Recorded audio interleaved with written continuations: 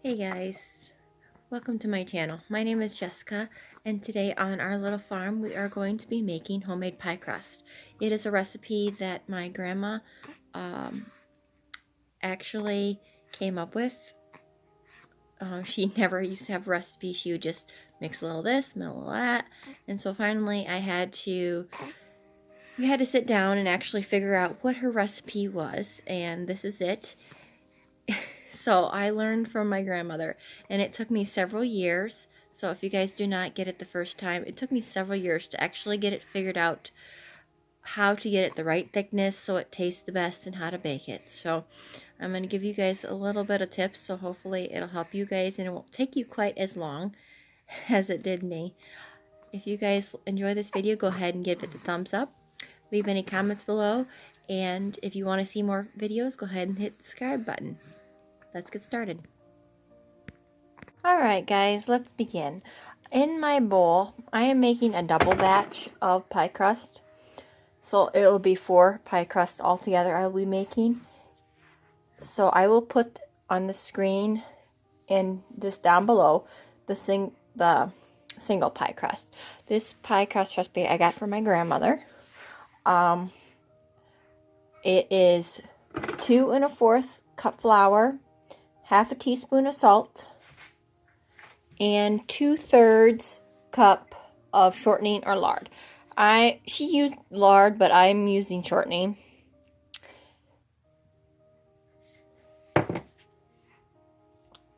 There we go. I had to set you down for a second. Now, I am using a pastry blender. I go through moments where you can use the food processor, and then I go back to the pastry blender. It all depends on the mood I'm in. So all I'm doing is cutting the shortening, is what this is called, into the flour. And I'm going to keep doing this until it's basically just little small pieces of shortening is all that's left. And I will be back in a second and show you what my finished product look like.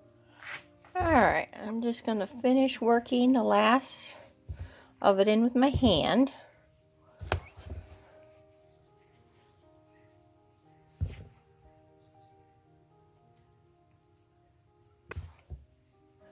What you're looking for are just like rough crumbles. You don't want any large bits of shortening.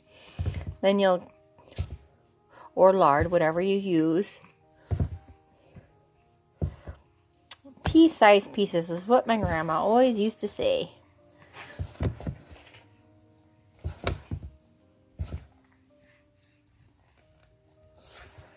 George sitting here talking to me. Right, buddy.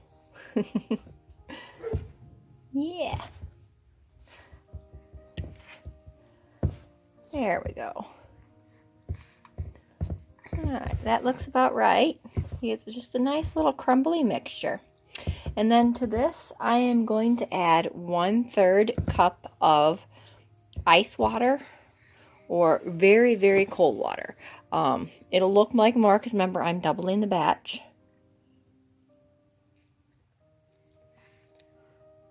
That's about. And just use your hands, or you can use a spoon, but my grandma always liked to use her hands, so that's the way she taught me, and that's the way I learned. Now, okay, it's sticking to my hand a little bit. There we go. Doesn't look like I'm going to need any more water. Now, if you add too much water, because humidity in your air will also vary the amount of water that you need. You may need more or less, depending on, so there we go. Let's get in there.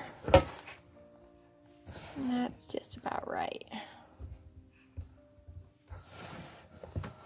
See how it's coming together and sticking into a mass? Just like that. Alright. That looks good. Alright, I'm going to get a tray because I don't like to do it on the countertop just because it's easier to clean up. And alright, and I just have my cookie sheet here and sprinkled some flour on it, and I formed some of my dough. Not all of it, there's still some into a ball here. And then I'm just going to take my rolling pin and just start working it out. Just like that.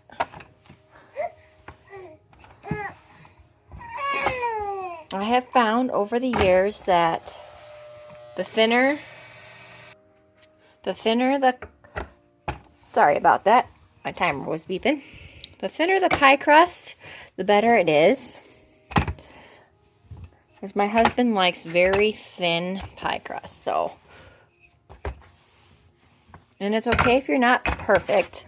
You just gotta kind of get it into an.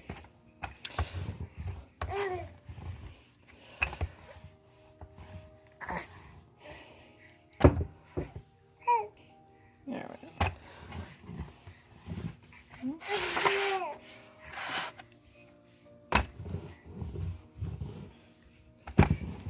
And if your dough is too sticky, just add a little bit more flour.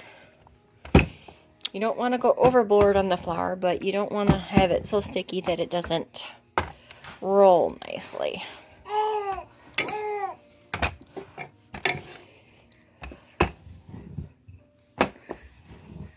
About done here.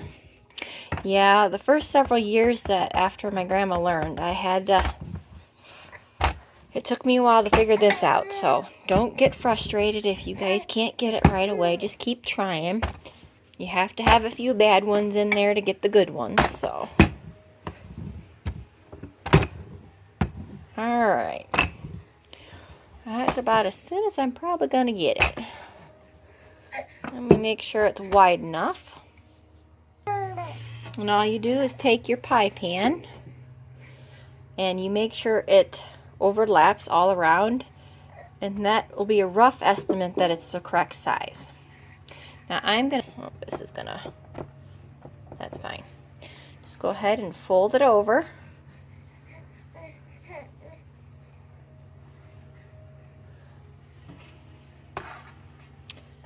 And see if I can do this one-handed.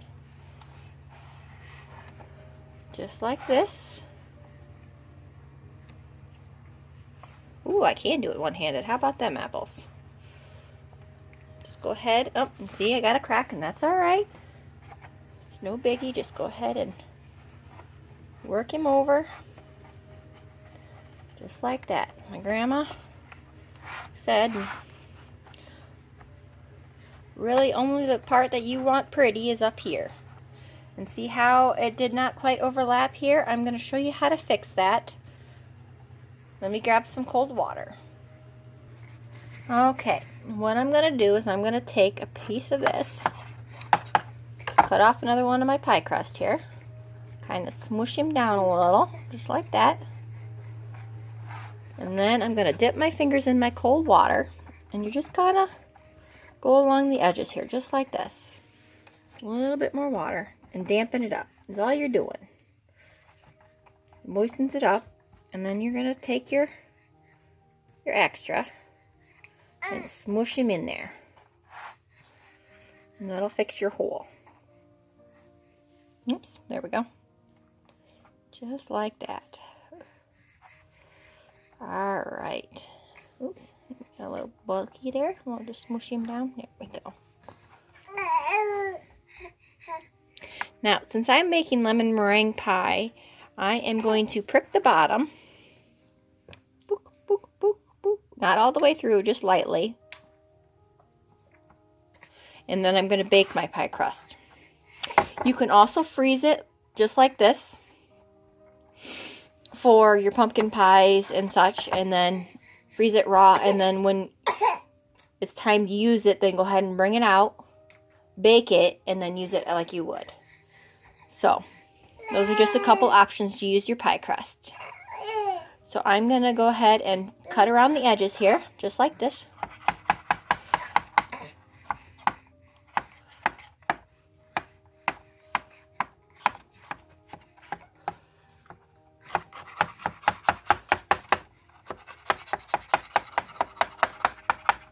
That's okay. And what this guy, since you gotta go a little slowly with him. And there you go. Alright, doesn't have to be completely perfect. And then what you're going to do is you're going to take and pinch. Just like that. Make your pretty ruffles around the edges. Now, some people, when they bake pie crust, they do a blind bake, which means that they cover it and then put beans in it. I never have. Grandma, that's what happens when you learn from Grandma. You don't do that. Yeah, the bottom will be puffy and it won't be quite as pretty down here. But you know what? The way I figure it, you're putting filling in there and they're not going to know a difference. I'm just going around the edges here. Didn't quite get him quite good, but that's alright. I'm not going for perfection here. I'm just going for... There we go. Push him back together. There we go.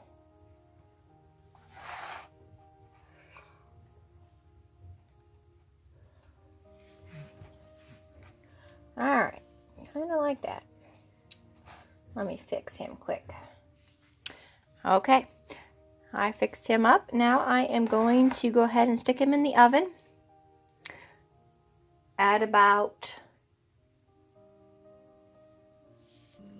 400 degrees for about 15 minutes. What you're trying to do is just go for light golden, not even very, just to firm it up a little bit before we put in the fillings. So I will bring you back as soon as I am done. It's cooking. And here is the finished pie crust, if you can tell and see how it's firm. And then this is one of my unbaked ones that I had. So if you guys want to just make up a bunch and then stick them in the freezer like this, unbaked, and then when you need them, you can go ahead and either bake them or fill them just like they are. And they'll these ones I'm going to be using for pumpkin pie, so I will just get them out of the freezer, put my pumpkin pie filling, and bake it. Is all I will do. And for my lemon meringue pie, I bake the crust first and then put my filling in. It just depends on your recipe on how you want to use them, but it saves you time and less mess if you just make up a bunch and stick them in the freezer, and then you only have to make your mess once and save you time. All right, you guys. I hope you guys enjoyed today's video on how to make pie crust. In our next video, I'm going to be taking the pie crust and making it into lemon meringue pie for my husband's birthday. So if you guys want to see that video, go ahead and hit the subscribe button. And as always, have a good day and God bless.